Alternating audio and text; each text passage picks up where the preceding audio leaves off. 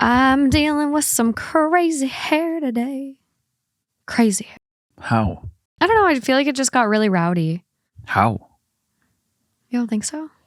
No. Huh. Okay. Maybe a little, but no. It's just kind of like straggly.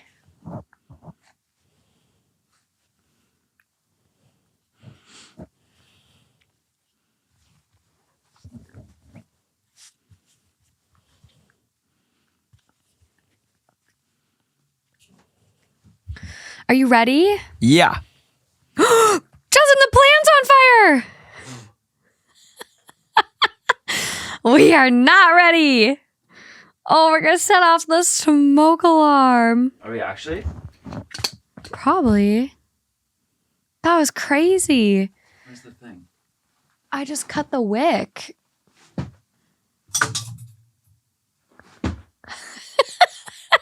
This is straight chaos. And that is how house fires begin. I'm like permanently scarred. I'm such a candle girly, but like... Oh, I was so comfy. After that was insane. That's how quick it can happen. Well, walk into the other room, boom. Someone the other day told me that toasters are the most common cause of house fire, and you should always unplug your toaster. Like plug it into use and then unplug it. I don't know if that's just a rumor, but... I mean, a toaster is one of the only things, I guess, where you see the coils exposed, right? Yeah. Hot ass shit, like exposed. Like light bulbs, non-LEDs, of course. Like the other kind. Yeah. Incandescent. Yeah, something. That's like contained. You know, this neon sign, that's neon, that's different. But like usually it's not exposed. Whereas a toaster is exposed, a candle's clearly exposed. It's kind of the exposed stuff. You want to know what's also a little sketchy? Huh. Air fryers. Air fryers are actually like pretty hazardous to the average bear. Alejandra, she melted her air fryer bucket or started it on fire. I forget what the exact story is. And then I saw a bunch of TikToks of people who like didn't have their air fryers set on the right surface. And so it started on fire. And we should have a fire hydrant or a fire blanket too. Yeah, I would be down for an extinguisher. I think, isn't there one there? In our house? Yeah. In our house? Yeah. The new house? Yeah, like up above the stove. There might be. Yeah. But I kind of want a personal one too that goes on your keychain or something. But then I saw this other thing where you cannot put oil in air fryers because the oil bubbles up and hits the heating element and can go... You cannot put that one out with water. No. Fire is scary. I cannot believe we just lived to tell the tale.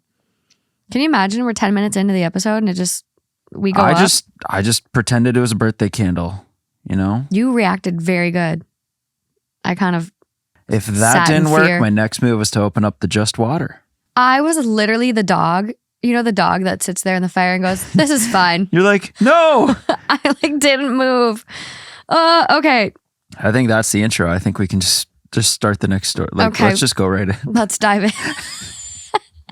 So this week's episode is all about interventions. As I was reading these stories, a lot of them just needed either the OP to be shaked or their victim to be just like coddled and ushered away. Or shaken, shaked, shooketh. Yeah, that's good. And then there's some where it's like, oh, both of you are idiots. Just, So some are serious, some are a little more lighthearted. And by lighthearted, I just mean not as heavy. Not stress the boy out. You might be stressed during this, but it's fine. It makes you resilient. I just like to get emotionally invested. You know, it would be a lot different if I sat here and I'm like, it's not my life, whatever. Here's what I think. Bye. Do that. Really? Try it this episode and see. No, that's not me. Okay. Well, let's see how you do. Let's dive in. Let's go.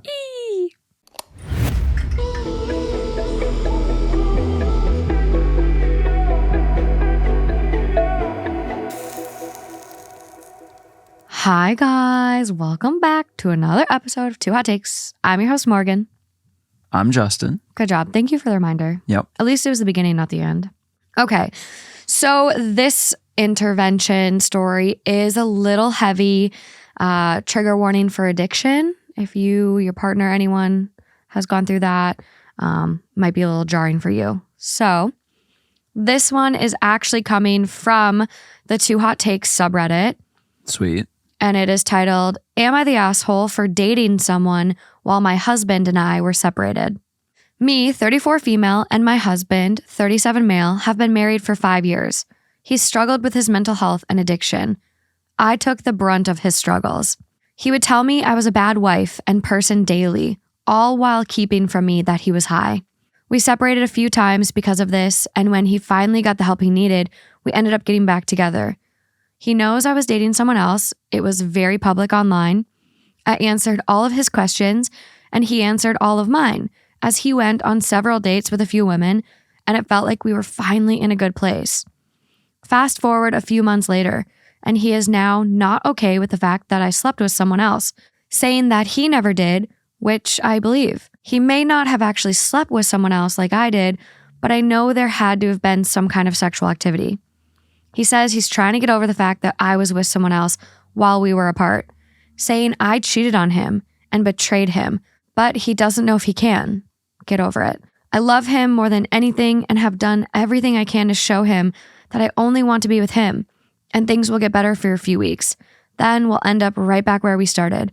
I don't think I betrayed him, as we weren't together and didn't plan to get back together, but life brought us together again, and I couldn't be happier about it. There is just an edit from OP here, and it says, edit, I also forgot to mention that he's brought up bringing another woman into our bedroom, and while I'd be down with it because I'm very bi-curious and would love to try it, he's bringing it up for the wrong reasons, like as a way to feel better about me being with someone when we were apart. Classic. The addiction part, not so classic, but just classic situation here. Yeah. When you're separated, especially in this context, you're separated and it's kind of like your dad says with the gift. Like once you give the gift away, you shouldn't have any control or care over what's done with it. It's their right to do whatever they want. Applies here in the sense that you separated. I don't know. It's so straightforward. It's the definition of separate. Yeah. And anything goes at that point. That is what it is. You're not going to sit around waiting for someone forever thinking like, okay, we separated, but we might get back together. No, you're going to move on with your life. You're going to keep pushing forward. Why would you wait around? There's maybe some situations where people like take a break and it's not that serious. And then, it's like the communication's off and the whole context gets messed up. But this is very clear, at least from how it's written. It's clear that we separated. I was doing my thing. They were doing theirs. And the fact that he's upset about it now is not surprising. Very immature, very childish way to react. Again, I don't know what he's going through mentally. Yeah, with the addiction. Right, but I understand kind of just on a very basic level, like this jealousy, but it's just not from the right place. And it's very like disconnected from reality.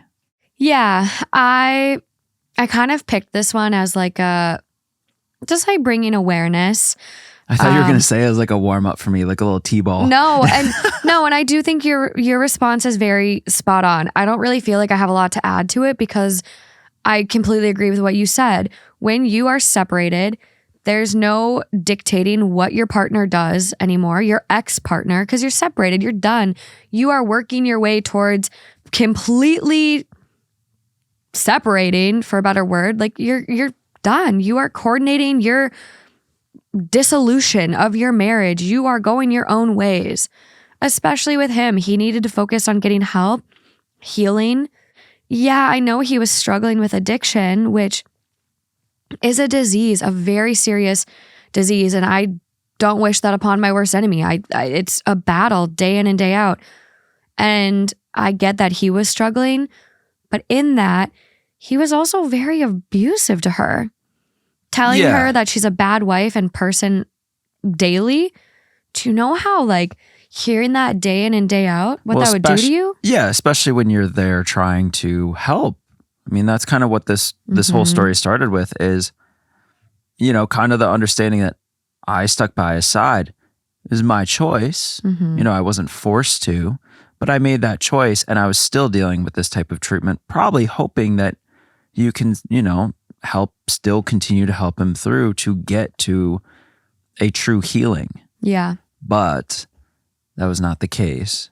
No. And then you decide to separate, which is very normal and natural. You don't, it's not like your life's, you know, you were set up on earth to make sure that he was always taken care of and helped. I mean, that it's not on you. And then when you separate, you know, that's your call. All is fair in that time period. You're done. Yeah. You're done. As my dad would like to say, all is fair in love and war until you say I do. In this case, you were about to say divorce, which makes it even more fair to live your own life and move on. Yeah, I mean, that's a little bit mixing of topics a little bit. You know, everything's fair and goes until I do. Well, all right, shit. Well, which I don't necessarily agree with, but I hear it. I hear it at least once a week. So another big reason I wanted to pick this one, because I know it is a heavy and you guys are like, Morgan, why the fuck did you do this to us?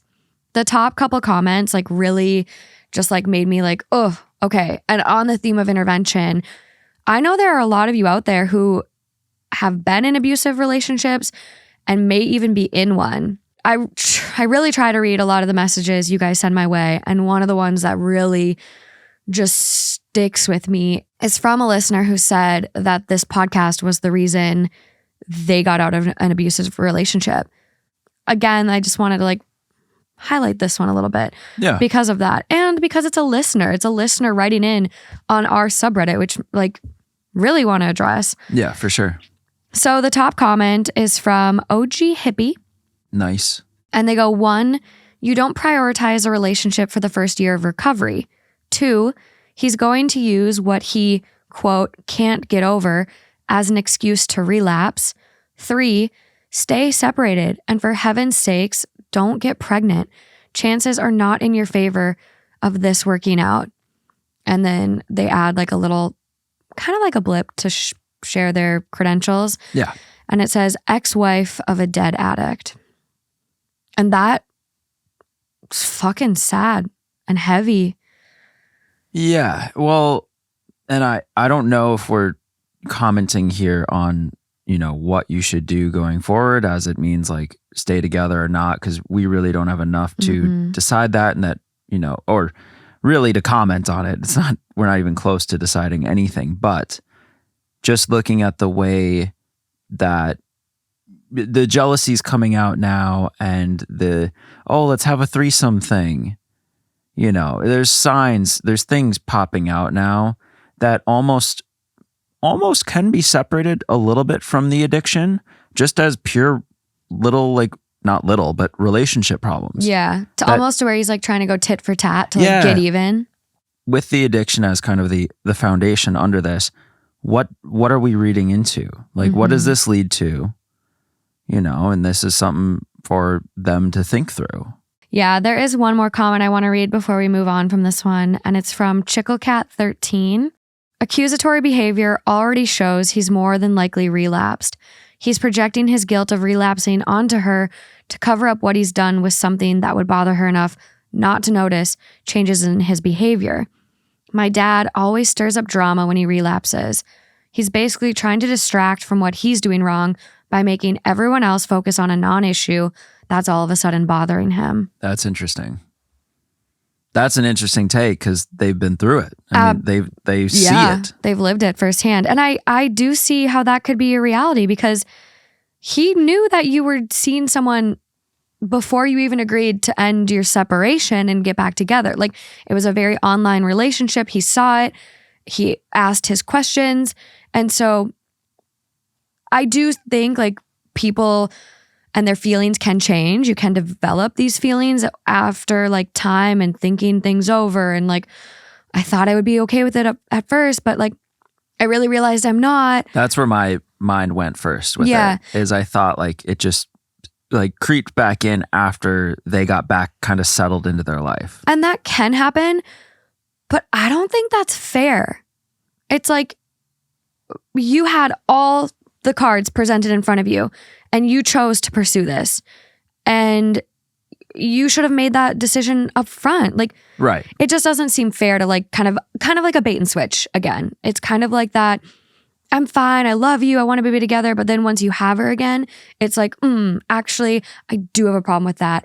And if you love me, in order to get even, we should bring someone else into the bedroom. So it's fair. Yeah. That's what it feels like for me. I agree. And I think it's kind of one of those things that we've discussed quite a bit where whether it's cheating or some kind of big problem in a relationship, if you both come together and decide to move forward, you kind of agree to put the sword back in the, back in the thing. You agree to not carry that knife forward as a constant, like, oh, you did this and I'm going to constantly remind you of it forever, because that's not what it's about. And that just leads to failure. Yeah. Well, OP, I really hope you look at the comments, and I hope you get the help that you need, whether that's knowing how to support your partner and making sure he's following up with his recovery, getting out, whatever that looks like for you going forward. I hope that you find what you're looking for in this write-in and just having a safe, happy, healthy life. Okay, moving along. Yeah. Am I the asshole for not wanting my daughter to wear heels to a wedding because she will look taller than me? My 44 male, daughter, 16 female, has always been a nice girl that is a little shy and never causes any trouble. She is great at school and very talented in many activities. She has a group of like-minded, trustworthy friends, but has never been involved with boys or goes to parties late at night. My wife's niece is getting married, and she asked my daughter to be one of her bridesmaids. I thought she was maybe a little too young for that, but ultimately, I didn't protest. The issue is that as a part of her attire for the wedding, she is expected to wear high heel shoes. I'm only 5'6" tall, and I have a deep trauma related to my height because of all the bullying that I suffered for years at the hands of my brothers with the approval of my now deceased father. I only started to get better after finishing college. It took me years of therapy and going no contact with almost all of my family to be able to mostly leave it all behind. They fully made me believe that no woman would ever like a man as short as me, to the point I never had a romantic relationship until I met my wife at 25. But I'm not still fully in control of my emotions related to this issue. In particular, I've never been able to stop the phobia I have towards women that are taller than me. My wife is 5'4" tall, and my daughter is currently 2 inches taller than her mother. That makes her almost exactly the same height as me. I never expected her to be so tall, but I have been able to remain mostly calm about it.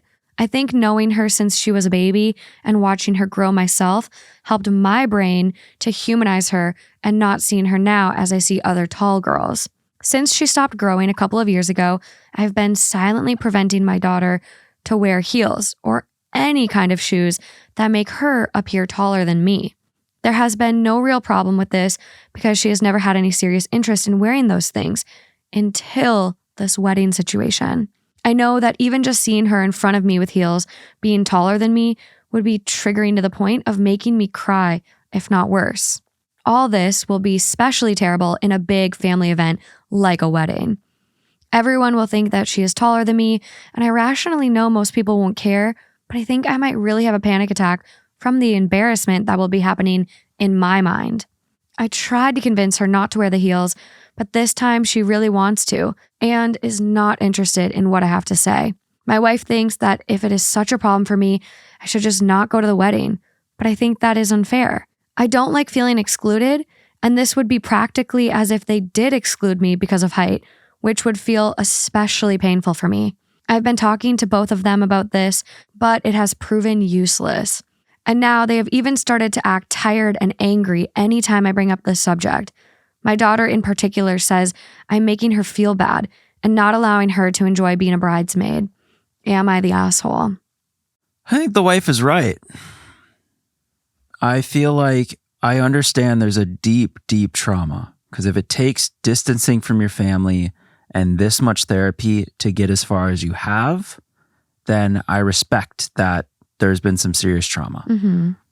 No one's here to judge how, bad someone's trauma is. But really, if I look at just this situation, I don't think there's a world where she doesn't go without heels. The rest of her life? Right. No chance. Especially for this kind of event where it was, it's pointed out. Yeah. It's not like she's all of a sudden being like, oh, I'd like to wear heels for this. It's like, no, that's literally a requirement. So. Well, and a lot of brides would require that. Yeah. Like that's some bride, you never know what bridezilla you're dealing with. That's right. And so again, for this trauma to still be this present, there may be some more therapy needed because you're also compromising kind of the rest of your life dealing with this forever. I know a lot of people who have had that insecurity. Everyone, works through it in their own ways. But I think when it starts to negatively impact the people around you and you need people to like greatly compensate just for, your insecurities and your trauma, there's an interesting balance here, but I think that it shouldn't, restrict others from living their lives. Yeah. Well, and it's so negatively impacting his life. His daughter's every single day. And his daughter is 16. She could continue growing for years to come. And so if this is something that's going to impact and negatively impact his love for his daughter to the point where he can't even look at her, to the point where he's like repulsed that she's taller. I mean, you have to address that. It is past a point of like just ignoring and avoiding tall people. Like you really need to address this. Right. Because this event isn't the end all. This isn't the one last thing and then you're done. This is just putting it in the spotlight for you. Yeah. And so it is kind of an asshole thing to say, no, you can't do this. And you're starting to put these restrictions on other people for yourself. Yeah. And it really is a self problem. It's I'm sure you've made a lot of progress, but there's a lot more progress to be made. And it's clear through the way this is written. Yeah. And what OP went through is horrible. Like your brothers, your own family being your biggest bullies. Well, and right. Imagine being a young guy and you're basically from the get-go, you're basically thinking, I'm never going to live the normal life. I'm not going to get like the person of my dreams. I'm not going to get all of these normal things because you've been bullied so heavily into just thinking your life is screwed forever. Yeah. I mean, his family essentially pounded into him that he's unlovable because he's short, which is short, tall, whatever you look like, there's someone out there for you. And it's just like, I think it is really hard. There is, especially with social media, there is like this narrative that gets pushed sometimes that like, oh, 5'11" is the shortest guy I date. Like there is. Well, it's still very present. It definitely is. Yeah, there's definitely like stereotypes or messages out there that short guys especially have it harder dating. And I think short guys might, if you are a shorter dude that's listening, you might be able to respond and say, yeah, it has been harder dating. But I wouldn't get discouraged from that. I think it's more so about your confidence. Like I've seen so many couples on TikTok that like the girl is 6'1" and the guy's 5'8" or something like that. And there's a big height disparity. Yeah. And it's finding your person. And if someone doesn't like you because you're shorter than them or not their height requirement, then they're not the right person. And fuck them. And if anyone bullies you, like this guy's family, really fuck them. Height isn't something you can control. Yeah, right. Do you know how long I've wished for just 2 more inches? Just some of us are not blessed vertically. It just, Well, and his daughter might have that gene that skipped a generation. Up she goes. I don't get it. Both of my brothers are tall. It just like was me. Just like the girl genes. Just whatever. But that is really the problem here. Yeah. The problem is the how the family bullied him and pushed him to be like this. Yeah. That is really the worst part of this whole thing. It really is. I can't even imagine your family and especially your dad letting your brothers just hound you again and again and again. You're unlovable. No one's ever going to love you because you're short. I just think when it starts to come to people around you, especially your family and your daughter, who's going through, I would say 16 is a very transformative time. It's a very impactful time, like every little thing, right? Especially with appearance. Yeah. I think that's where the line gets drawn. It just can't be a thing. And it can be for you, but that's for you to work out. It's just, she's got to do what she wants. Yeah. And you think about it too, like this is just her being a bridesmaid. But what about when it comes to her wedding? Or what about when it comes to wearing heels when she goes to prom her senior year? And father-daughter dance. You just never know. And I just think it's something that is going to continue to come up in your life. And if it was something that never affected him, like a fear of snakes, that would be irrelevant. He doesn't encounter snakes on a daily basis, but he's likely encountering people, and he seems to be extra triggered by women that are taller than him on a daily basis. And so I think continued therapy would be really, really helpful here. Well, yeah, I would hope to see him progress. It would be amazing to see him get to the point where, he can own it, if that's even possible. I mean, I think about one of our friends, Josh Sadowski. He came on our other show, and I don't remember what the conversation was, but he was like, yeah, short kings. Kings. I love Josh. He's so cute. I know. Every time he texts me, he goes, hey, king. And I'm just like, it's so simple, but it's so empowering. Like, and also with this guy, you can surround yourself with people that just make you feel good in your own skin. I mean, they're out there. They are. And just, I can't imagine how the family trauma must cling on to you, and it's hard to get rid of that. But yeah, there's definitely some sunshine and blue sky ahead. For sure. And Reddit, there's some comments that seem like very just mean towards him. And I really hate that. Like, you have someone that's opening up and being vulnerable and talking about their trauma. And yet there's a lot of people on this thread that really just kind of tore him down even further. Yeah, it's not the time for that. No, and there's some positive comments too. I'll let you decide which you think they are based on what I read. Sure.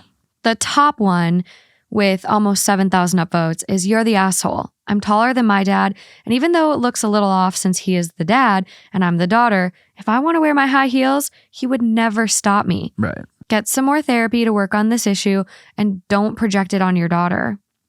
Yeah. And someone else goes after that. "I'm so glad my dad never put this crap on me. I'm at least 3 inches taller than him and wore 5-inch heels with my wedding dress. My dad still spun me and dipped, even threw in a lift for our daddy-daughter dance. He never made me embarrassed of my height and never seemed to care about this. After all, dynamite comes in small boxes." Which that's cute. See, and that's what I hope for this. That's what, like that, if we could follow up somehow years down the line, that would be so amazing to hear. You're not the asshole that much to where you're an asshole forever. It's just an asshole thought, right? Yeah. It's not, I don't think you are an asshole overall. It's just an asshole kind of like idea. In that situation specifically. Exactly. Absolutely. One of the other comments I'm seeing that kind of leads to a Redbox award is "He needs massive amounts of therapy. You can't control if your daughter wears heels or not. I'm extremely tall and still wear heels to formal events because they make me look and feel good. Right. Your internal issues should not be projected on your loved ones. You're the asshole." And this is the Redbox awarded one. Agreed. The comment about only being able to humanize his daughter because he saw her grow up and doesn't see her like other tall girls is concerning. Get some help, OP. Girls and women over 5'6" aren't out to get you. We're not some monolith of evil. You're the asshole. But this is a treatable issue. Maybe not in time for the wedding, but doable in the long run.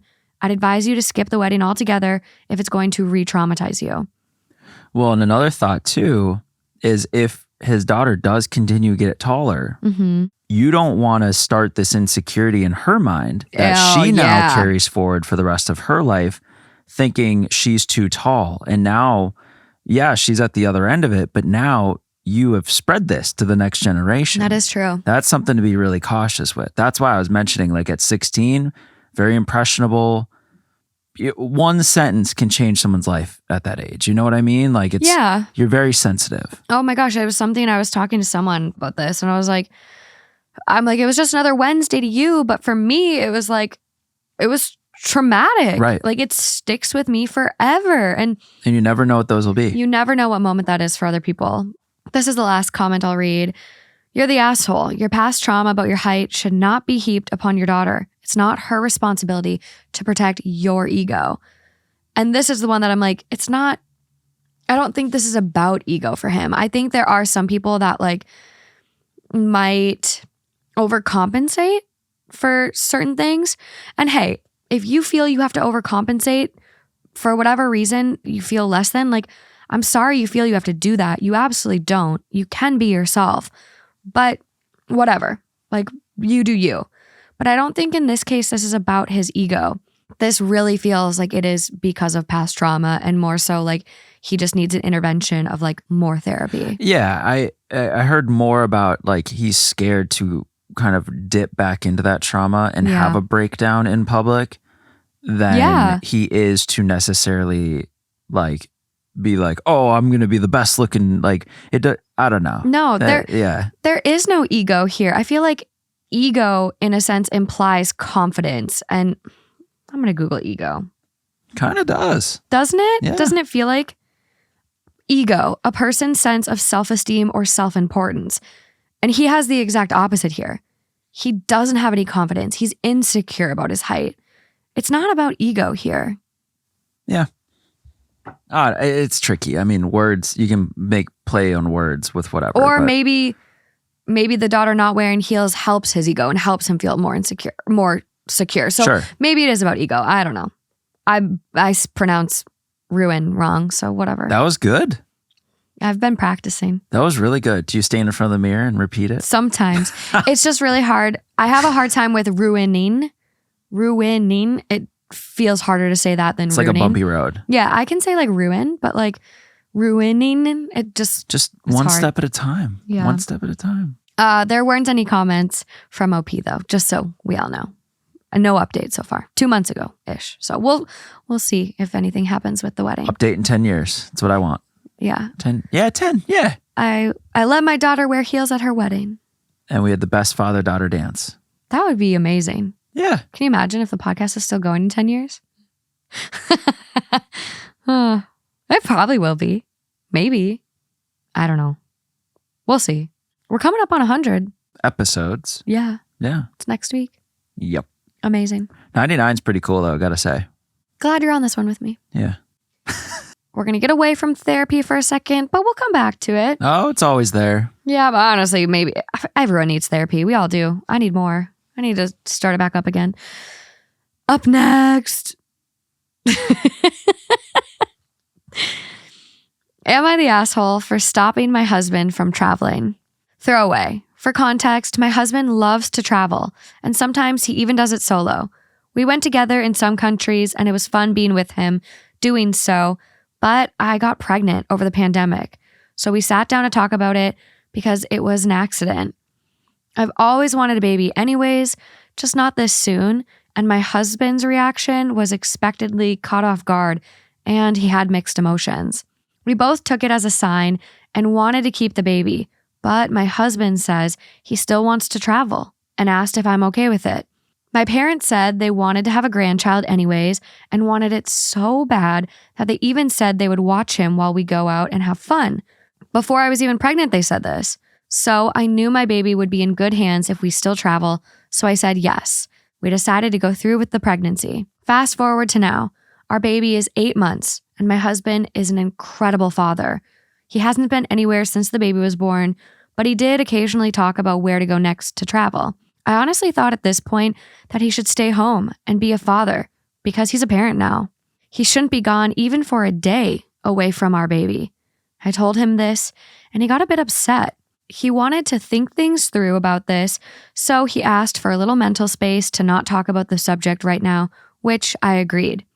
But then, literally the next day, his college friend contacted him and invited him to a wedding in Taiwan. He told me this and said his friend was the one who helped him go through a lot in his college years. and at least give him maybe 4 or 5 days to visit there. I still said no because things changed. My husband exploded and said that I broke the promise I made while I was pregnant. He kept telling me to give the baby to my parents to watch, but I said we wouldn't be responsible parents if we do that. He kept claiming it's responsible because we know the baby will be safe, but I kept arguing back that it doesn't work that way, and I can really take him to court if he wants to abandon the baby. He broke his game system out of anger and has gotten silent afterwards. He only communicated about baby-related things and won't talk to me about anything else. Am I the asshole? Don't break the game system. That's your escape. What do you mean break the game system? That is a red flag. Breaking the game system? That is weird because you're purposely taking something that you take, like, well, have a lot of joy in probably. Yeah. Just like you think it's going to send some message. Sending the wrong message, fella. Yeah, it's you know little anger management issues. As soon as someone starts throwing shit around and breaking shit, that's where me, like if it were my relationship, I'd be like, no thanks. Okay, back to the story. That was weird to me. That's anger management issues. Given the fact that I've never been a parent and I don't know when an acceptable time to take, to take some time away from the baby is. I don't know. I don't know if it's before a year or if really after the first few months, if it's like cool to like go on a weekend trip and come back and that doesn't really affect too much. I don't know. But just from like my gut feeling, I feel like it's getting kind of weird where yes, she definitely agreed to it. And it was kind of like a hypothetical maybe. It wasn't like, yes, we're going on that trip then and here's where we're going. But it was more like, yeah, I'm down to like still travel and like do things because I think we would, we'd want to go somewhere. So it's kind of like, I think it's fine to step away. It might be really healthy to get away for a minute. And I don't think it's really going to adversely affect the child or the relationship with the child from a time in their life when they really won't even remember a single thing, especially when you have very trustworthy and willing people to help. I mean, it doesn't mean you're going away for a month. No. But like, you could take a few days off. I think you could take a week off. I don't see anything wrong with that. You can take a week off. I see more of a problem in the relationship between you two because there's this weird, like, not communicating, not doing like, I'm just seeing a huge disconnect in the relationship. Yeah. And the child is what brought it up, but there's something definitely like that needs to be worked out. Absolutely. I kind of think it's irrelevant of the kid a little bit.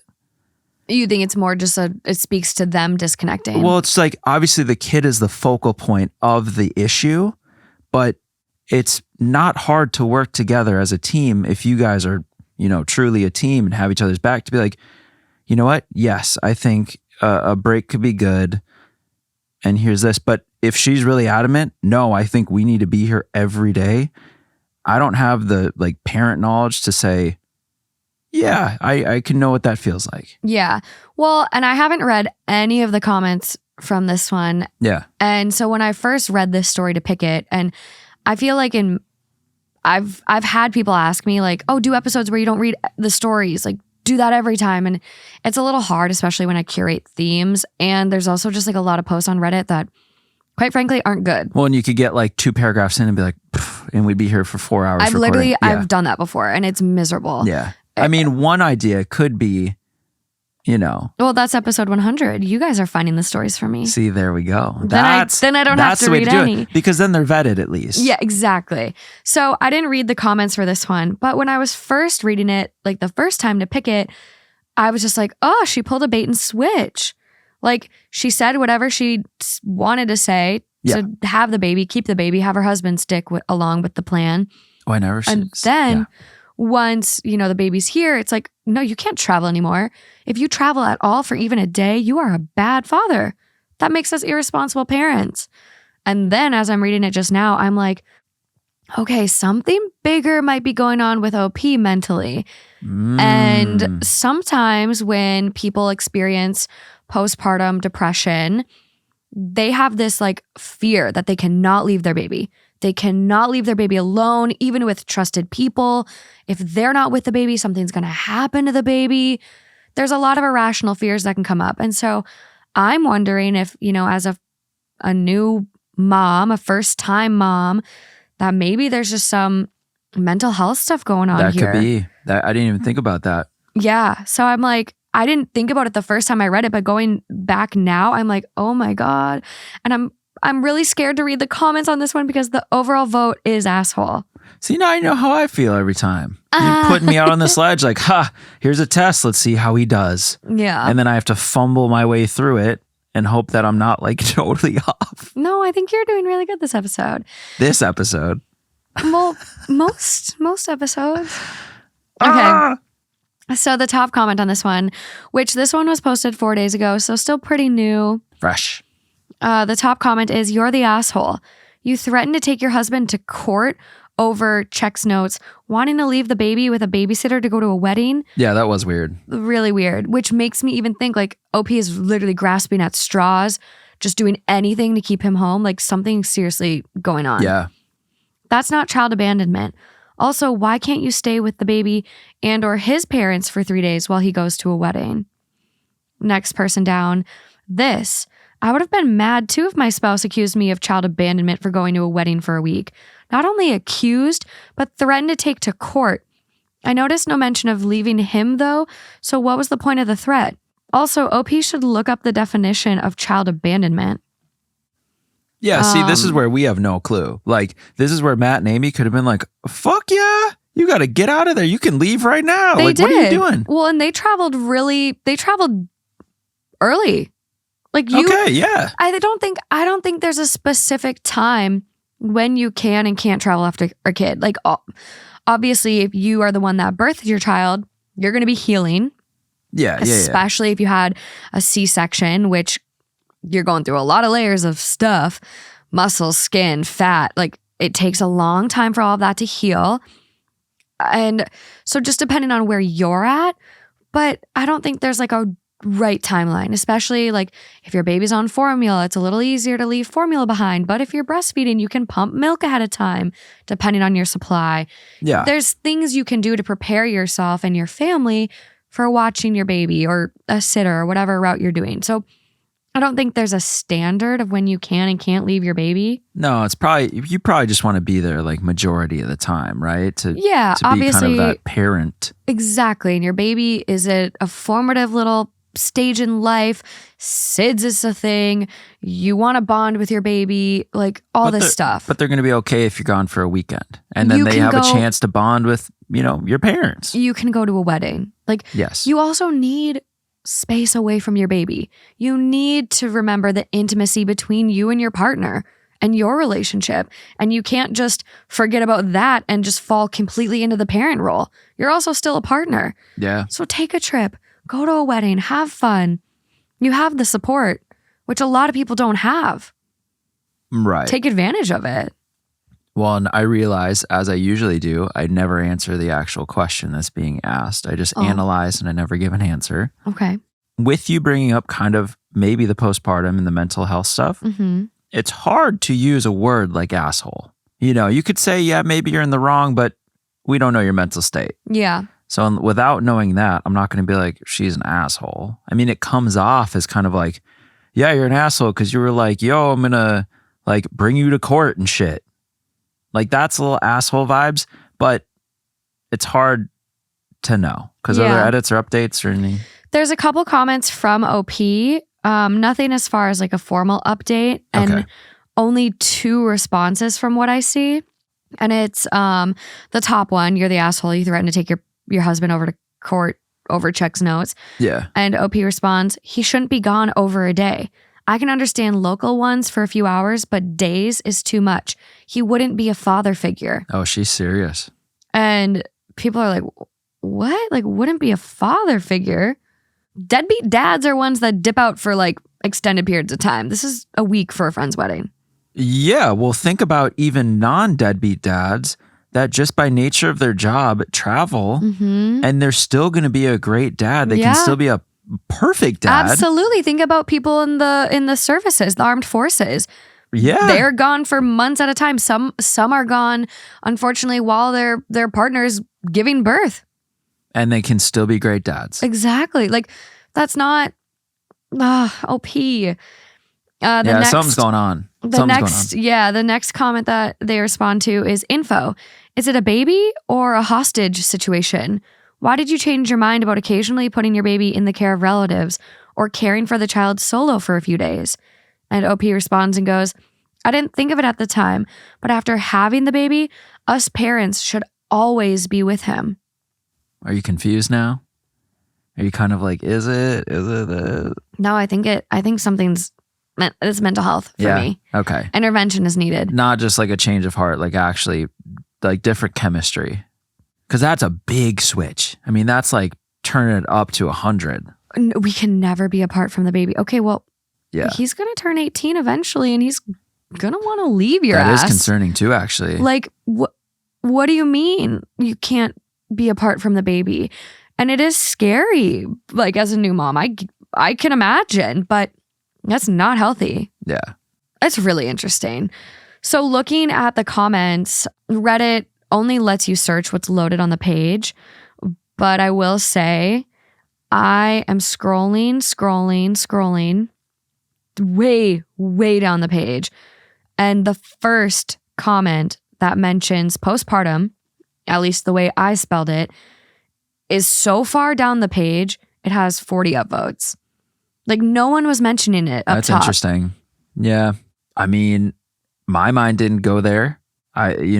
Between when you read it and I had the second to think. Yeah. My mind didn't go there. So I assume kind of the general public, maybe also the vast majority of Reddit users, who knows, maybe haven't gone through this. I don't know. I can see that. I'm just relating, like, maybe I didn't know, and maybe a lot of people that wouldn't be their first thought. Maybe since you've had all the healthcare stuff, so you would be quicker to kind of catch on to something like that. Yeah. Well, and I mean, postpartum depression is like so different for everyone. And I don't even know if it's listed as a common symptom. So I'm like, okay, let me just like look and see if it's a common symptom.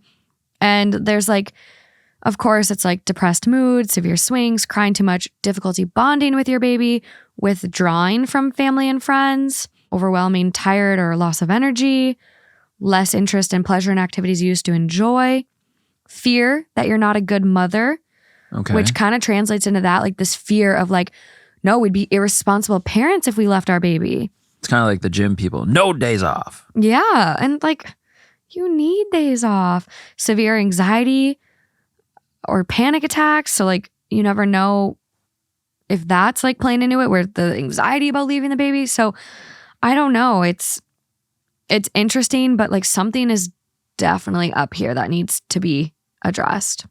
Yeah. Yeah. The comment does end off like, have you been diagnosed with postpartum depression, mental illness, or psychosis of any kind? And then they just like, they have this whole thing that they write out. And then they go, people's lives do not stop for the 18 years it takes to raise a child to adulthood. Normal, good, healthy parents have lives outside of their children. Yeah. Please seek counseling. Yeah. So I hope an intervention is provided. You tried to get away from therapy, but there it was. I know. Right there. You can never get away from therapy. I guess not. And you shouldn't run from it. If you need it, fucking seek it. Life is so much better with help. It's been chasing me down for a long time, but it hasn't caught me. It's going to. We're gonna do couples therapy. Oh. I think everyone should do it, especially like in a long-term serious relationship. No. Justin, you're Mr. Communicate. You should be preaching therapy. Well, maybe if I have a lapse in my communication. Yeah, you think your communication's that good? No, probably not.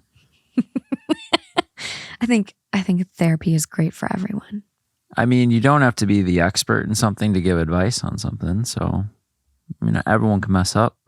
Yeah. Yeah. Moving along. Okay, so this next one, I don't think I need any trigger warnings. This whole episode might have needed a trigger warning. Like a lot of these are kind of traumatic. This one does involve an attack. So like an assault. Okay.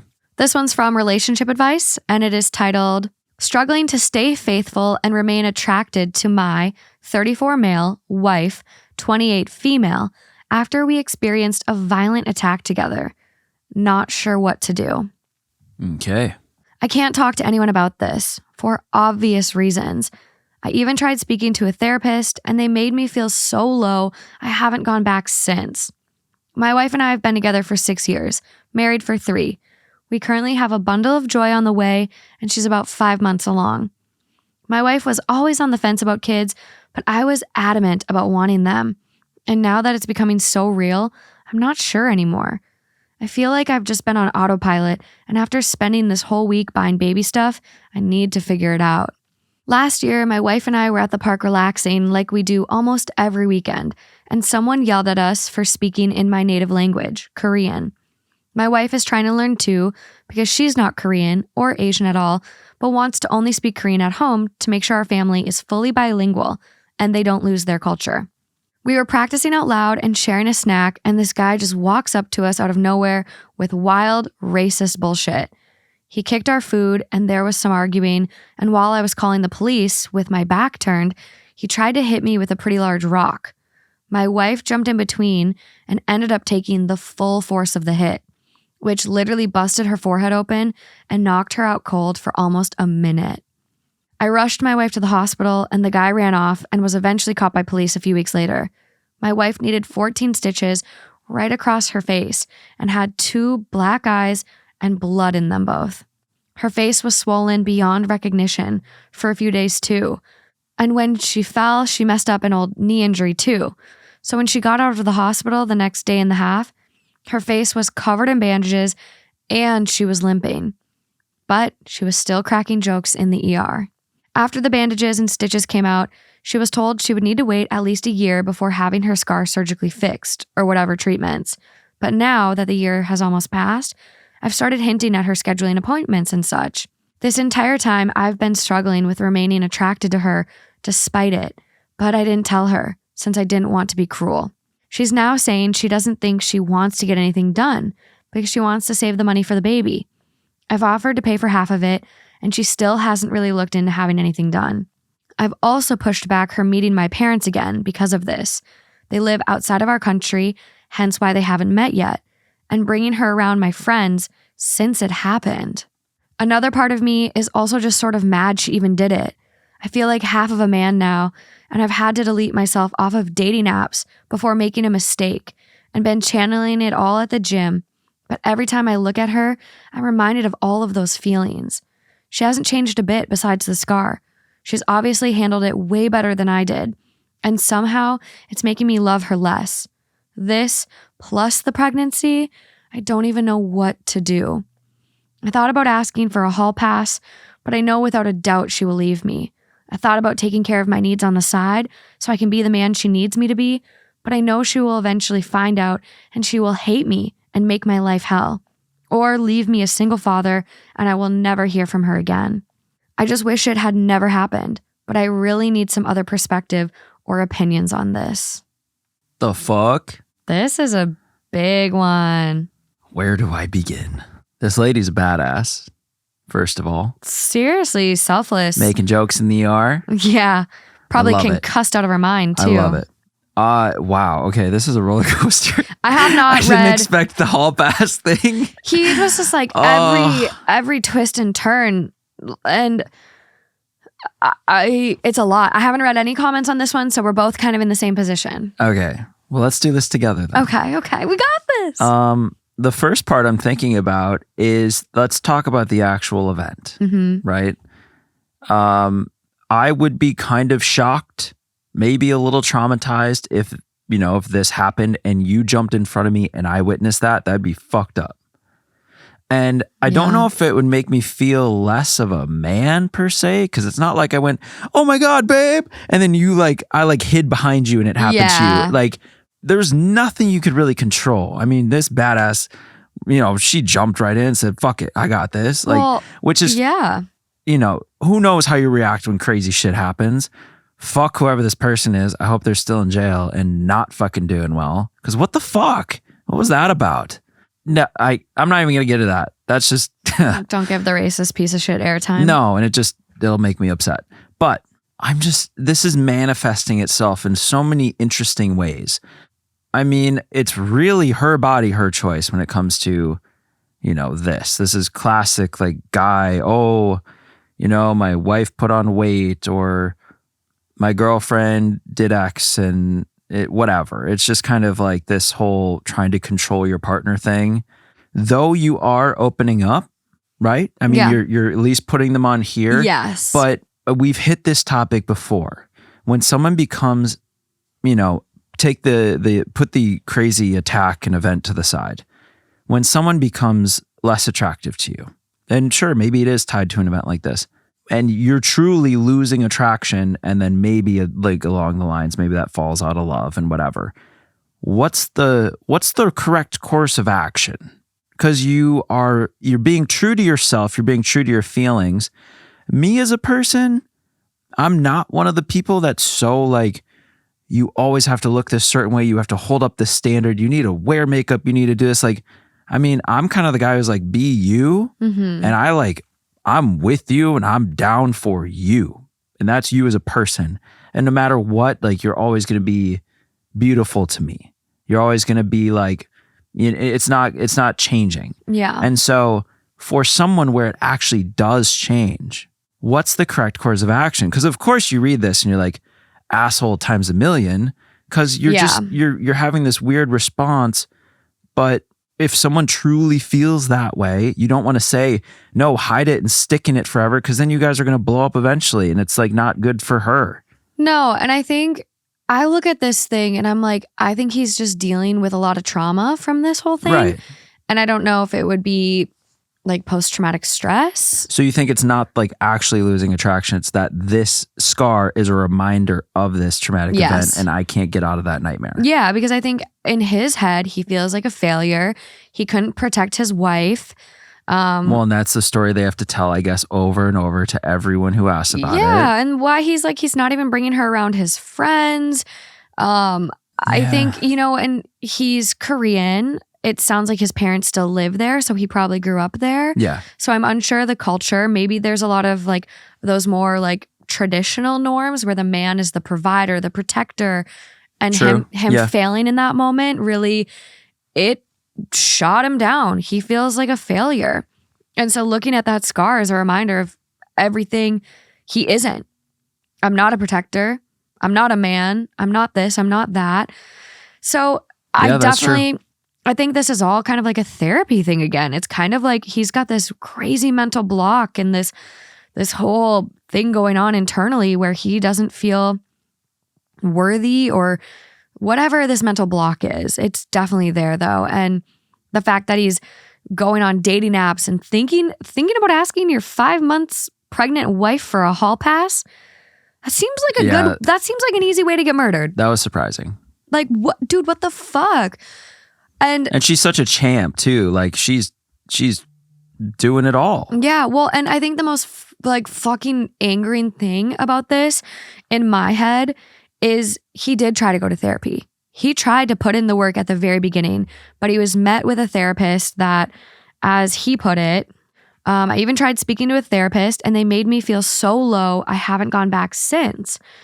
And what's up with that? Well, and this is a thing. It keeps coming up in our lives. And I personally have had some really shitty therapists. I went to a couple in-person ones twice, one here in LA and one in Minnesota, that both were just like so condescending and judgmental that I'm like, How? How do you get to the point of being a therapist? I don't know. And I've worked with a couple. I have worked with a couple therapists and LMFTs that just shouldn't be in the field, whether it was from burnout, being exhausted, being over it, but they shouldn't have been in the field. They should have taken a break, stepped back, done whatever they needed to do. But like, there's some shitty people out there. And so I think recently this has come up for us because Father Knows Something had an advertiser and people are like, they're terrible. I had a bad experience. And I think, for me, I've tried it and I had a great experience, but I had great providers. And I think for anyone out there that's considering therapy or has tried therapy and it hasn't worked, if you get one of these shitty providers and they're out there are shitty fucking providers out there in any field. Any field. There's shitty people out there. Any area of life, any field, any profession, anything. If you find a shitty therapist, go to the next one. Like, you can hop around. Right. Do it for you, right? You can doctor shop. A shitty one, they don't deserve your money, your time, your energy, your vulnerability. And the downfall of everything in your life. Yeah. Fuck them. Don't give them another breath. So if you get someone that makes you feel lower than you already feel, first of all, report them to the clinic you're going to whatever service you're using. Report them.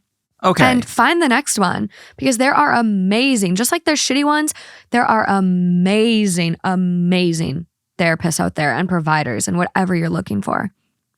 So, right. So like, I look at this and I think the root problem for him is he needs to go to therapy. He needs to get over this trauma, or at least work through it, process it. He's holding on to like maybe even guilt. I don't know what it is, but. So now that I've sat with it for a second, I still don't know how we're associating maybe the scar with this traumatic event, and maybe from the norms from back home and how you're raised, it is putting this block. Yeah. How does that then turn into cheating? I'm on dating apps and I would like a hall pass. Versus just like, I want a divorce. Well, versus like you're losing attraction, but you haven't. I mean, as your attraction's fading, is your love going right with it? Like, if you become, it's kind of what we were talking about at first. Yeah. If they're like falling at the same time, because this seems pretty quick to be like, oh, let's see what's out there. And then you're on your app and like you're considering even asking for a hall pass. How does it get that far? Based on a lot of the stories I've read and life and whatever, I think a lot of people correlate love with attraction. I think some people cannot be attracted initially, and because of their love for that person, they find attraction. Yes. But I think there's some people that like, they need to be attracted to someone to even invest time and energy and fall in love. And so then I think when that attraction starts to slip, they're like, I'm out. Honestly, I think so. I think there are some people that just can't disassociate the two. Could be. Are we ready for the comments? Yes. I'm a little scared, to be honest. I'm not. Let's get it. Oh, okay. Top comment. Also, post has been removed now. No comments from OP that I can see because the account has now been suspended. But Damn. The top comment is, LOL, what an asshole you are. Your wife bravely took an incredibly painful hit for you, which has disfigured her now. And your solution is to offer to pay for half of the treatment or to sleep with someone else. Yeah. Yeah. Ask her for a hall pass. Let her leave you. She deserves someone who loves her more. And someone goes, paying for half? Half? After she saved him? Right. He could at least offer to foot the whole bill, which I do agree with that, but everyone handles their finances differently.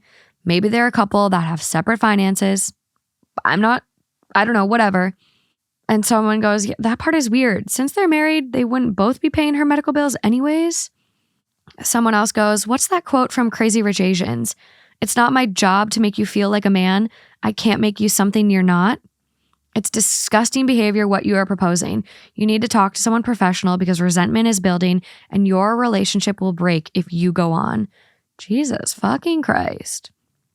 What? That's what they put in there. Oh, yeah. That's totally, it's dead on. Yeah. There's not like a lot of like key comments I see so far. I think this one, because it got removed probably pretty early, it just doesn't really have a lot going on. It is rather unique from almost any story I feel like we've ever encountered. Well, I don't know if we've had a racist attack like this. Or any attack like this. No, this is pretty gruesome. Like hitting people with rocks. What a fucking psychopath. So someone like copies basically everything OP says. And they go, you and your wife survived a racist physical attack that included her taking a pretty large rock to the head. And the scar she sustained in doing so turns you off so much you want to ... cheat on her because you feel like half a man, and sleeping with someone else will make you feel manly instead of being a good partner to your spouse who loves you. Right. Why do you think that is? Why do you think that having a strong wife makes you less of a man? What did the therapist say that made you feel low? Did they ask you to work on your conceptions of manliness and maleness and why you have those conceptions? Did they ask you to think about the reasons you might think this way about the female-male relationships and power dynamics? Please go back to therapy. Please don't cheat on your wife. There's a lot to consider with this one, and I don't want to make it seem like I'm giving him too easy of a time because of the trauma, and like obviously what he's asking for and what he's writing a Reddit about is definitely shitty. Well, that's what I think it is. I think it's so kind of like, wait, what? How did we get here? Yeah. And it's more like, oh, well, maybe it's associating the scar with the trauma that we can't get past. And that's why we're having these irrational reactions. Yeah. That's where it comes into play. That's Yeah. not giving him any slack. That's just speculating as to why the fuck do you go from, oh, this happened to us, my wife has a scar, and now I want to be with other people. It's illogical. And we're trying to actually put a little bit of logic to say, hey, maybe it like could relate to this. Mm-hmm. But it still doesn't make it like all right, fine and dandy. It's like there's still some serious shit to figure out. Absolutely. But that just might be a pathway to say, here's how you go from A to this crazy Z. Yeah, I'm trying to search the post too to see if there's any therapists that like have actually responded to this one and been like, hey, I'm a therapist and based on what you're writing, I think this, but I don't see anything Yeah, that would be interesting. along those lines. If you are a therapist and have like a take on this one, I'd love to see the comment in the YouTube or the Instagram post. I do see everyone since there's not as many comments on it, but that would be great to have your take, and especially if you're like a trauma-informed therapist or if you're certified. But very, very interesting. I do like, yes, in this sense, like he does suck, but he's also gone through something serious, and you have to give him a little bit of grace and hope that they get back to that with proper therapy. And like, also everyone's commenting like, you're the asshole, blah, blah, blah. Like, asshole, this and that. What an asshole you are. But like, he's also not writing on, am I the asshole? He's writing on relationship advice. He's like not sure what to do. He's asking for help. And so I hope he sees all of the therapy comments that are there and pursues it. Yes. Moving along. Right along. Right along. Upward and forward. I don't know if it's going up, but it's going forward. Okay. We're getting through a lot of stories today. Okay. Am I the asshole for screwing up my brother's adoption on purpose? My brother, 32 male, and his wife, 34 female, have fertility issues and chose adoption. Our family is very wealthy, so they went the route of finding mothers directly. The way my brother describes it, they are trading support during the pregnancy for the baby at the end. They found a very sweet woman, Sarah, 19 female, who is very poor. Sister-in-law messaged her from a post Sarah made on a Buy Nothing group asking for prenatal vitamins. After several meetups, Sarah agreed that she has very few options. She signed paperwork that allows my brother and sister-in-law to pay for and attend her appointments throughout the pregnancy. Another form of support they offered her was talking to me, because I went through a teen pregnancy at 17. I'm now 24 and my son is 7. When I first met her, she was amazed that I'd managed to keep my son.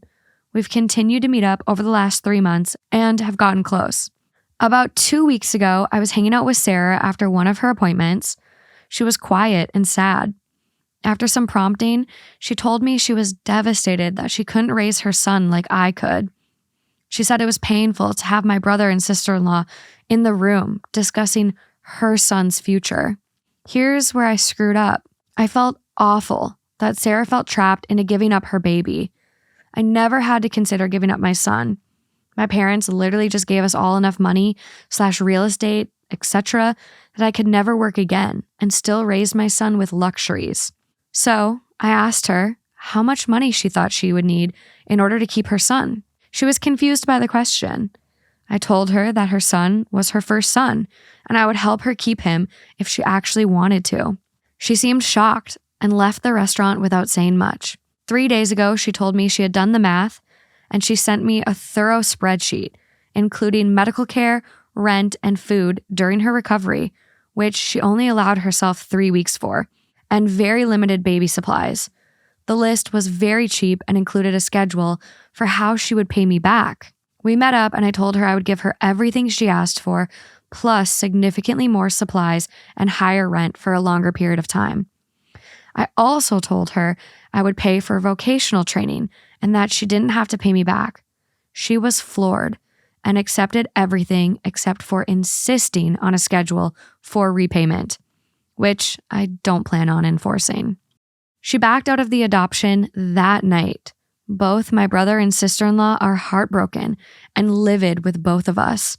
She had to block them, and I moved temporarily because they keep showing up to yell at me. I know I went out of my way to stop their adoption, and I feel awful that I hurt them, but I couldn't watch it happen knowing all Sarah needed to keep her son was the small amount of money I could easily give her. Am I the asshole? I don't think so. No. This was for the couple, this was a recipe for disaster from the beginning, right? Because you're putting someone who's been through this and has come out so successfully from it with such a beautiful relationship with their kid. Yeah. And such love that they were able to have that. You know, I mean, I think when you go through life, you think of a teen pregnancy as one of the biggest fears you grew up with. As soon as you turn, you know, to middle teens, you're like, oh God, like that's like the nightmare. I mean, that's why they made a show about it, because it's people are like, oh, I don't want that to happen to me. But there's so many people that end up getting pregnant and having kids and just like have such beautiful outcomes. Yeah, it's hard. It's just hard. Like, it's not that you can't be a teen parent, and it's not that like your kids are any less happy and loved, but you just struggle harder than you probably needed to. 100%. It's an uphill battle. It's built into you. Yeah. As you start to get to like a sexual age, like not that you physically cannot. It's just that you mentally, at least me mentally, I'm like, I cannot have that happen. Well, and I also think that depends on where you come from and your culture. Because like my mom was like, you're not getting pregnant, no sex before marriage. Right? Yeah, I'm just saying it was ingrained in me. Yeah, and so I think it just depends on your family. But there's so many examples then that I saw of just it working out so well. Yeah. It just going in with this girl as kind of the one that's going to help you through it and the advice and everything. This isn't surprising. This is like, actually, I kind of enjoyed it. This one almost felt wholesome to me. In a sense, it does, doesn't it? Yeah, and I'm like, this is kind of great because you found someone that's struggling and, you know, through spending time with her, trying to help her, you found out, you know, maybe this isn't the best outcome for her. Yeah. And I don't know the legal ramifications or any. I don't know if there are, whatever. I don't know if there are. And so it'd be interesting. I just don't know if like when you sign, however they're doing this, I've never heard of like the direct contact and like this adoption method, right? I don't know if there's a contract or I don't know what that is, or if it's like kind of taking advantage of someone. Yes. It felt a little weird to me. Yes. Okay. And I will just like get this out because I scrolled and I do see the top comment, and it is with 13,000 upvotes, not the asshole. What they did was predatory. Okay. That's what I thought, especially when I heard 19 and poor and all these things. I'm like, this sounds a little dicey. Well, and the fact that she wasn't posting on an adoption website. She wasn't posting to find parents for her baby. She was posting on a Facebook page asking for prenatal vitamins. Yeah. Right. So what? I was very confused as you were reading because I'm like, this just doesn't. No, they're preying upon a poor girl that just wants what's best for her baby, and they're just twisting the knife with that want. Oh yeah. Okay. This is like very manipulative and very weird. There's some predatory fuckers and they need to be reported. They need to be like blacklisted. I actually kind of got there myself. I just fumbled my words to find out like, oh, this is really fucked up. You did good. I just had to think through it. But I do really love the outcome. And I love that, someone from wealth and prosperity is sticking out to help them and really give them a beautiful start because they know what it's like to go through it. Mm-hmm. And then to be able to go through it and not, necessarily have to worry about staying alive or finances to the point where you're worried about losing your home and all that. It's a really awesome outcome. I didn't realize as you were reading it, like little things were sticking out to me. That's kind of like, wait. And then you just keep listening. But God, when you put them all in front of you, you're like, this is fucking weird. Alarm bells were ringing. And I remember when I first read it, I was like, okay, this is the way that they found her is not normal. Yeah. Especially for a family that does have money, that they could go through the right channels. And I thought for a second as you were reading, I'm like, I just kind of went with it because I don't have a lot of experience with this. So I don't like, either. I'm like, okay. Like I almost, which is probably a bad thing. I almost kind of assumed they were doing it in an official way, right? Yeah. But okay. I know, right? Like not good at all. And I just, it's just weird. And I don't know. Fuck them though. This is like. They're terrible. They're absolutely terrible. But I don't know. I've ended up on like a really interesting side of TikTok lately where there's this like influencer, Brittany Dawn or something like that. And she was fostering a little baby. And I say fostering like very air quotes loosely. She's a very problematic person based on like a lot of the TikToks I've been seeing and like basically gave personal information about the birth mother that she wasn't supposed to, basically saying she's a minor. The baby got taken away for drug use, like exploiting this baby for social media content, all this shit, and kind of implying like, I'm going to adopt this baby, blah, blah, blah, blah. And so I learned a lot through this conversation on TikTok where like fostering isn't always meant to lead to adoption. Fostering and the goal is more like reunification. Okay, yeah. And getting the baby back to the family. Okay. The birth mom, whoever, on, the baby's family side. And so I've just kind of come across this a lot. But then there's been a couple of videos I saw from this little boy that was adopted. And essentially he was like sold. And so his adoptive mom in the States, the United States, is trying to now help him find his birth mom and his family. And it happens from all over. And it's just, I think there are good ways and actual like proper channels to go through adoption because there are birth parents that want to find happy, loving homes for their kids. For sure. But I think if you're going to adopt, go through like actual vetted ethical agencies. Like these are little humans. These are little babies. Like just this whole thing. It's really just weird. I mean, like with anything, adoption is a beautiful thing. Yeah.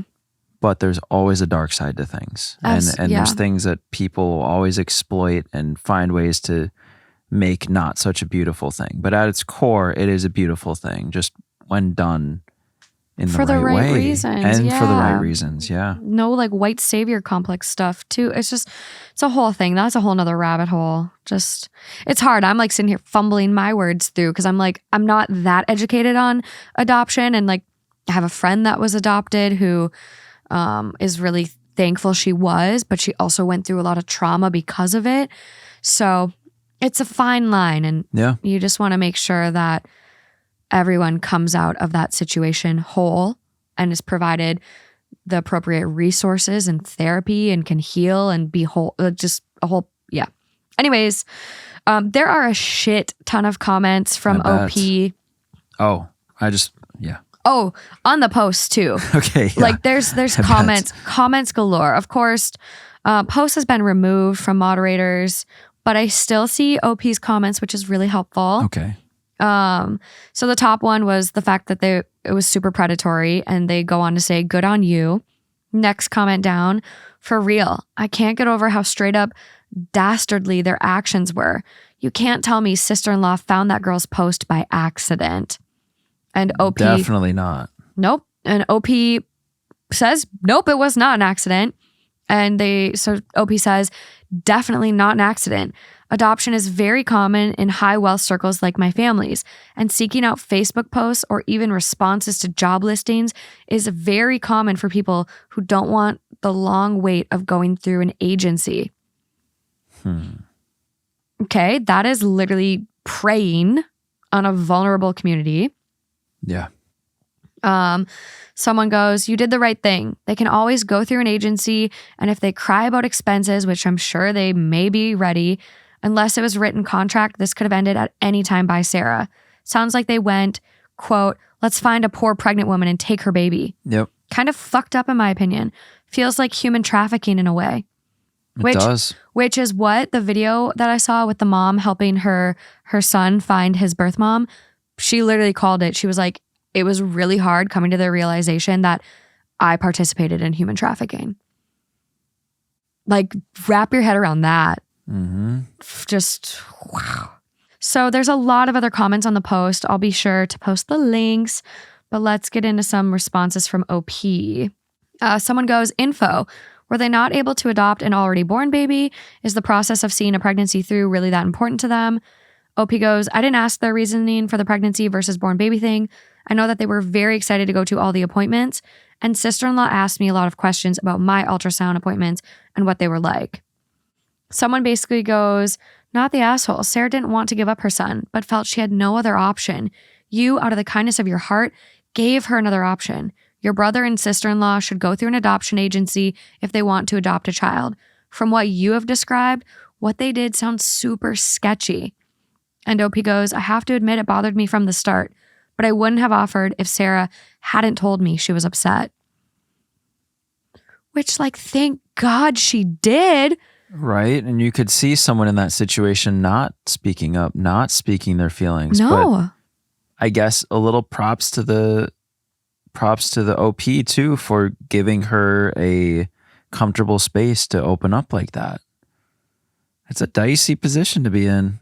I'm so happy she had this person to confide in, because otherwise she would be giving up a baby that she doesn't want to give up. Yeah. Craziness. And 19, my mom had my older brother Matt at 19. It is very doable. Yeah. Like, this baby was almost stolen from her. Literally, she almost had her baby stolen. And this is just what pisses me off, how there's not enough resources for people who, this just leads a slippery fucking slope every time. Yeah. But with like a adoption and abortion, and people say, oh, we'll just put it up for adoption, which that one is not easy.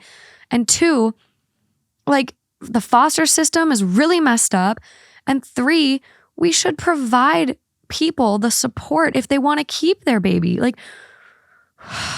it's very frustrating to me. All of this. It's tough. Very, just like, it's just so challenging. But I already know, because of this story, what nonprofit we're going to be headed towards this week.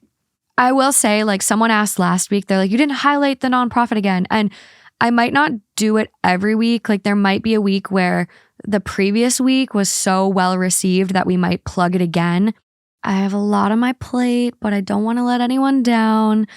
So I'm going to try to figure out the best way to maintain the year of change while also finding good causes that speak to us, all of us here, the community, and actually are good organizations. So this one will be geared towards low-income mothers. So it'll be in the description if I forget to mention that at the end. But yeah, a lot of comments from OP. Someone deleted this one, but I do like OP's response. And they're saying, that's a big reason why I offered the vocational training. She does have a large family and plenty of friends, but I'm the only friend capable of this level of financial support. Hopefully we'll continue being friends, but if not, I still want her to have the training so she'll have career options. So not only is OP an amazing little person and helping Sarah out like to keep her baby, support her initially, but Yeah. she's also setting Sarah up for her future, which is just such a selfless, When it's like, I think incredible thing. I think she sees a little bit of herself in her too. I mean, it's just they're bonding over this experience, and she just has a good heart to say, I want you to have the experience I did. Yeah. Someone else comments, not the asshole. And as an adopted child myself, I applaud your efforts. And OP goes, wow, thank you. That is the perspective that I care the most about, at least when it comes to internet strangers. My mother has been repeatedly telling me I stole a wealthy future from the child on top of stealing the child from my brother. The only one that the guilt trip fucking 101, and the only one stealing a baby from a vulnerable person was your brother and sister-in-law. Yeah, but the mom's just as messed up too. We just found out. What the fuck? Wow. Yeah, I hope. A wealthy future. Yeah, like I don't even know if I like want these people to adopt, but God, I hope they don't. I don't think they're gonna stop at this, is what I'll say. I don't think this will be like, oh, well, this one messed up and so we're done. We're not gonna pursue adoption anymore. You know that's not the case. So I just hope that this time they choose to go through the appropriate channels. Well, OP has the choice to kind of say her thoughts and not be involved, if that's what it comes to. I agree.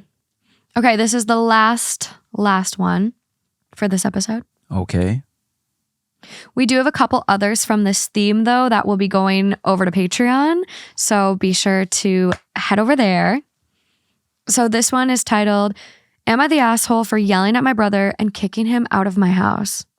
My 28 female brother, 33 male, and I have a difficult relationship, all because I started dating his best friend, 34 male, 8 years ago. And for him, that was an unforgivable betrayal. And I know that to this day, he still thinks the same. That's why our relationship is almost non-existent even now. I apologized thousands of times for falling in love with his best friend and for not having been able to fall in love with someone else, but he never forgave me. We only see each other at family parties, and that's it. He didn't attend our wedding and didn't want to meet our children, 6 female, 4 female, 2 female, when they were born either. So you can imagine how much he hates me. A few days ago, we celebrated our mom's, 62 females, birthday at my house because hers was being renovated. Well, my mom begged him to come because she is sick and she doesn't know if she will be able to celebrate her birthday with us next year. And he accepted her invitation and went to my house. Of course, since he arrived, he made it clear that he was only there for our mom and that he was not interested in playing happy family with me or my kids. I kept quiet because I wanted my mom to have a good day and ignored him. After cutting the cake, my mom opened her gifts, and one of those gifts was an album of the most important moments of all of her children and grandchildren, something that for some reason she asked for a few months ago. And she was so happy with the album that she started looking at all the photos and showing them to the guests while remembering when she took each photo of us, her children. In that album, there were photos of my brother with my husband at their high school graduation. My husband was included because he and my brother have been friends since they were babies, so he is like another son to her. And when my brother saw them, he said something like, quote, "What a nice picture. No one would suspect that you would fuck my little sister a few years later." My sister, 31 female, told him to shut up, that he was being rude, but he didn't stop and kept looking at the photos to say things that nobody wanted to hear. So I got tired and asked him to leave my house. I told him that he was being rude and inconsiderate with our mother, and that I didn't want him there. And of course, he stormed off, and now he thinks that the villain of the movie is me. Shock. And the worst thing is that one of our sisters, 36 female, thinks the same thing, because she thinks that I should have kept quiet since it's my fault that he's like that. Am I the asshole? No, your brother's a selfish little asshole. Couldn't keep it together for one day. Mom's birthday, just couldn't keep it together. What I find very interesting is the term best friend. Because the brother might be throwing around this term like, oh, my best friend, my best friend. you're clearly not this guy's best friend. If you were a best friend, you would want your best friend to be happy. And as a sibling, I think you'd want your sibling to be happy, even if it means you have to compromise a little bit of the fact of having family and your best friend separate. Yeah. But what's really the big deal here? You have two people that met in an organic way. You might have been caught in the middle of it. Boo-hoo. That's life. And now you're pissed for life? You're this mad for life? I could see someone being like, shit. My sister and my best friend met and they love each other. And like, I can see how you could be like, fuck, like, you know, those were two separate areas and now they're one, whatever. Yeah. But that's selfish, you know, after a while, that becomes very selfish. And now they're clearly happy together. They have children together. 3 kids. They're thriving together as far as we know. And you're still pouting over this thing 8 years later. You have some serious problems.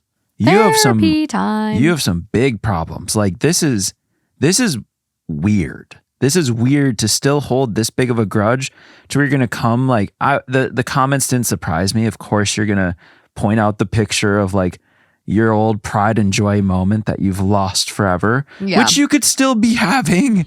You could still be having this great friendship and you ruined it. And you could have had this beautiful family dynamic with your mom, sister, everybody. So I don't think. Which begs the question, what's the issue? Him. No, but why? Why does he care so much? I get early on. He's in love with him. I have no fucking idea. That could be, I guess. But like, that just like hit me out of nowhere. I'm like, wait. But like, really, what's the issue then? Because I get early on where you're like, don't shit where I eat, dude. Like, this is my best friend. If you guys break up, it's gonna be awkward. I'm gonna keep hanging out with my best friend, even if it goes south. So I get early on. Yeah. Like, oh yeah, I'd be annoyed. I'd be pissed off about it. Like, dude, this is my best friend. Like, you couldn't have found someone else. But now that they've been together for 8 years and have 3 kids, time to get over it. They're tied together for life. Like, even if they got divorced, they're co-parenting together forever. So you don't need to lose your friend. So I'm sitting here, my wheels are turning, and I'm like, what's the issue then? At his core, what's his problem? Why does he resent her so bad? To like literally not even want to be involved with your nieces and nephews. To walk in and be like, I'm not going to play house with you and your kids. Not even like, it's almost like he like disassociates the fact that those are also his best friend's kids. 100%. And best friend. Yeah. There's no mention of their relationship in this either. Like, did you guys start dating and he cut the best friend off too? Like, I have so many questions. Know. Me too. We do have some edits. Okay. I'll read the top comment first. Not the asshole. Is your brother in love with his former best friend? Red box, blue light bulb. So next comment down.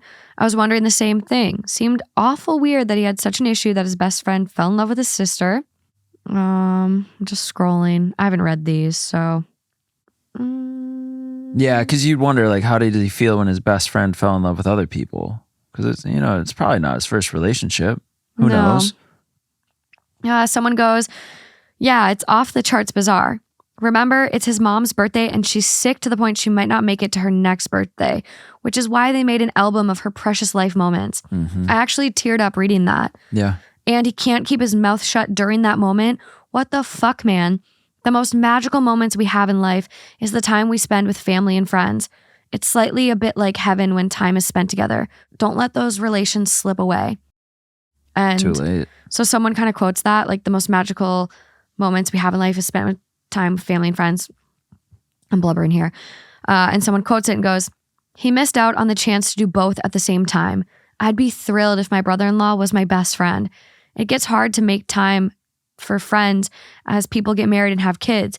But if your best friend marries into the family, then you can see them way more than you probably would have otherwise. Jealousy is such a tragic thing. So there are some comments from OP. This was only posted 2 days ago, so it seems like it's still like really developing. Yeah. One of the earlier comments, like the first ones that OP responded to was, not the asshole. Was he in love with your husband? OP goes, I don't know. Why do you say that? This comment was removed by the moderator, but OP does respond and goes, 2 years later, we were already married and in a stable relationship. That's why we decided to have our first child. And sorry, I didn't know there was a perfect time to start having children. It must have been someone that was just like questioning them on like a timeline. But irrelevant. Yeah, and a lot of people just kind of like poke around, like we're trying to figure out why your brother despises you, your husband, and why he's disowned you. Your story doesn't really make sense. When did you start a sexual relationship with your much older husband? So they're kind of like picking at that age gap. Much older? OP responds, he's just 5.5 years older than me. What are you talking about? And the first time I slept with him was when we got married. And my brother found out because we told him directly, are you happy now? Weirdo. What? I don't know. But okay, let's get to OP's edits and wrap this bad boy up. Yeah. I'm scared. Oh my God, I lost the post when I was scrolling around. No. Lost it. Gone. Okay, edit 1. I don't know if my brother is gay, but the truth is that I suspected it many times when I saw how affectionate he was with my husband. Like my husband had a few girlfriends before me, and my brother hated all of them. But I thought it was just jealousy because he didn't spend as much time with him. But if I think about it, it does look weird. He's in his 30s and he only had a girlfriend when he was 12 or 13, but was always possessive of my husband and overly affectionate, which my husband always hated. So maybe it's true. Maybe that's why he hates me and my kids. And maybe that's why I unconsciously apologized to him, because deep down I knew he was in love with him too. I don't know. Edit 2. I spoke to my husband and he says that nothing ever happened between them and that they were just friends, that he is straight and that my brother always knew it, that he never did or said anything to make him think otherwise. So I don't know what's wrong with him. I just know that I feel enormous guilt. If he's in love with him, I'll never be able to feel at peace again. Which, have your peace. Like you're married, your husband loves you. You're well into it. Your brother had every opportunity to tell his friend how he felt. And I get he's not out yet. His sexuality is very much in question. Yes. Which is a little relevant, a little irrelevant, because I think the bigger problem here is like the brother, for whatever reason, hates her, whatever. But the bigger problem here is that he couldn't keep it together for one fucking day to celebrate his mom, who is not going to be around much longer. So no, that shows how deep this is. Yeah. And just how like selfish and inconsiderate he is. Like, it's not just you and this sister you hate. You have other siblings that are there trying to celebrate with their mom. You have other nieces and nephews that are there trying to celebrate with their grandma. Fuck you for stealing what precious little time they have left. Keep it together. Whatever your fucking feelings are, for whatever reason you have them, keep it together for one day. And if you can't, don't come. Don't come. Because she really didn't do anything wrong. If someone wronged you and did something wrong, I get it. But imagine living with that spite forever too. It's so unhealthy. From a situation that you can never control. So unhealthy. Even if he's in love with him, at some point for yourself, not even the people around you, just for yourself, you got to get that figured out in terms of move on and really get some help to figure that out, because you're going to live with this forever. You're going to be spiteful, sad, jealous. You're going to live a life of sadness forever. Yeah. And he shouldn't have to. He should be able to find his person and be happy. And it's kind of this thing where it's like you're in your 30s and you, like, this wasn't your person. If this was your person, he would have had reciprocated the feelings. He wouldn't have been with your sister. He wouldn't have 3 kids. Like, if this was your person, it wouldn't have worked out. It wouldn't be this hard life. And I know there are people that get married, have kids, and then later come out.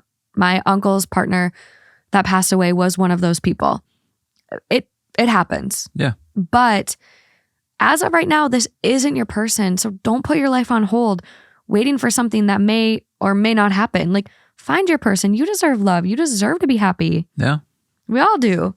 So intervention needed. And whether it's coming from family saying, hey, it's time to let this go. Like, you being mad at our other sister isn't healthy. Which, I'm going to be honest, I'm kind of surprised family hasn't really intervened. And if they have, maybe they have, it wasn't mentioned. Maybe it's just a no trespassing zone. It could be, yeah. Where it's like, if it gets brought up, it's instantly like he just leaves, or it's shut down, like to where you really can't. Yeah. But who knows? I know. Well, that is all I have for you guys on Intervention Needed, episode 99.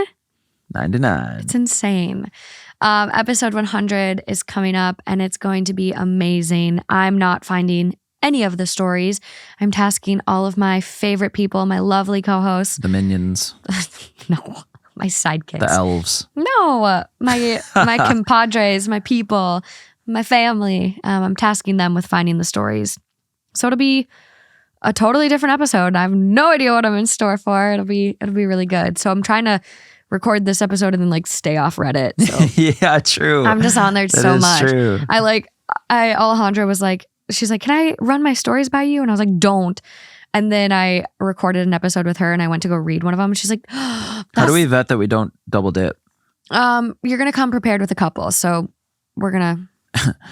I have to go last and all of mine have been read. You start a group chat with them and Can you guys. imagine? No, you start a group chat with them and you guys can compare. I'd be so sad. I can't know. I can't know. I can't be part of I'm it. going to practice reading for the next week.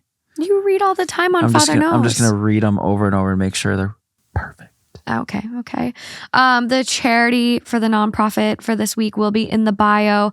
I will say, if you missed where I mentioned it during the episode, I am going to change that a little bit. I don't know if it's going to be bi-weekly or monthly, but still the year change. Still want to do big things and help people. And thank you all for being here. We're almost approaching the THT 2-year anniversary. So 100 episodes and almost 2 years in. It's been a magical ride, and I'm so grateful for all of you.